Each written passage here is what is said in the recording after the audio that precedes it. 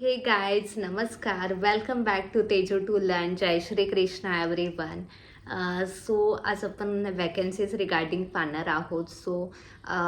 तुम्हाला माहीत असेल की पोस्ट मध्ये वेगवेगळ्या पदांसाठी वॅकन्सीज निघालेल्या आहेत.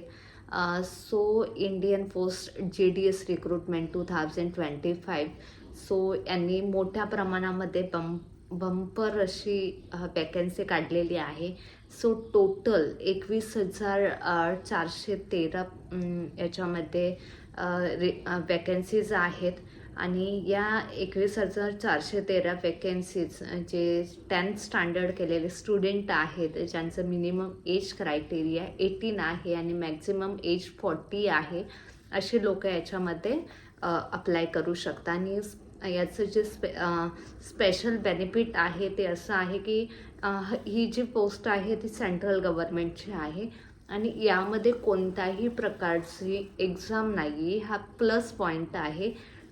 तुम्हाला जे 10th स्टँडर्डला जे मार्क्स असतील त्याच्या मेरिटवरती ही वॅकन्सी फिल होणार आहे. त्या 10च्या मार्क्सवरती तुम्हाला तुमचं सिलेक्शन होणार आहे. तुमचं तो प्लस पॉईंट आहे. आणि जर फीज म्हटली तर जे ओपनमध्ये आहेत आणि OBCमध्ये आहेत त्यांच्यासाठी फक्त 100 रुपये फीज आहेत. आणि जे रिझर्व कॅटेगरीमध्ये येतात, मग SC ST असेल किंवा लेडीजसाठी जे वुमेन्स वॅकन्सी आहे, ज्या लेडीज फॉर्म फिल करतील तर त्यांच्यासाठी कोणत्याही प्रकारची फीज नाही आहे. 0 फीजमध्ये त्यांना अप्लाय करायचं आहे ऑनलाईन. ही बेस्ट ऑपॉर्च्युनिटी आहे. तुम्हाला सेंट्रल गव्हर्नमेंटमध्ये जाण्याची एक चांगली संधी आहे. ज्यांना जास्त शिकता नाही आलं किंवा ज्यांच्याकडे शिकूनही जॉब चांगला नाही आहे, ही बेस्ट ऑपॉर्च्युनिटी. याच्यामध्ये वेगवेगळे ज्या पोस्ट आहेत, मग डाकसेवक असेल किंवा पोस्ट मास्टर असेल किंवा असिस्टंट पोस्ट मास्टर आहे, अशा वेकन्सीज आहेत. आणि त्याच्यामध्ये जो पे स्केल आहे, पे स्केलसुद्धा असं आहे, जे पोस्ट मास्टर आहेत त्यांच्यासाठी जे पे स्केल आहे तो मिनिमम 12,000 टू मॅक्झिमम 27,400 असं पे स्केल आहे.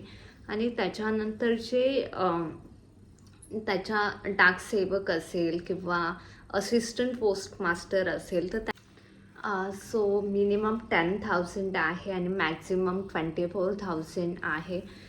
अशा प्रकारे पे स्केल आहे. याच्यामध्ये तुमचा स्पेशल बेनिफिट एक असणार आहे, तो कोणत्याही प्रकारच्या याच्यासाठी एक्झाम नाही आहे, हा प्लस पॉईंट आहे. तुम्ही त्याचा जास्तीत जास्त बेनिफिट घेतला पाहिजे.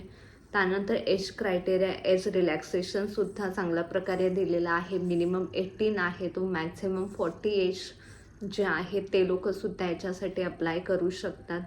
त्यानंतर पे स्केलसुद्धा चांगलं आहे. त्यानंतर एक्झाम नाही आहे. हे सर्व जे बेस्ट ऑप्शन आहे किंवा जे लोक बेरोजगार आहे ज्यांच्यासाठी काहीच ऑपॉर्च्युनिटी नाही आहे, असे लोक फॉर्म भरू शकतात. जर तुमचं लक चांगलं असेल तर तुम्ही मेरिटमध्ये लागू शकता. खूप सारे जे विलेजेस आहेत तिकडे वेगवेगळ्या ठिकाणी पोस्टमनची वॅकन्सीज आहेत. आणि गव्हर्नमेंट हे एव्हरी इयरला अशा वॅकन्सीज काढत असतो. पोस्टमध्ये बंपर अशी भरती एव्हरी इयर होत असते. कारण हे जे डिपार्टमेंट आहे ते फक्त एक सिलेक्टेड एरियासाठी नसून संपूर्ण ओव्हरऑल इंडिया ही भरती होत असते.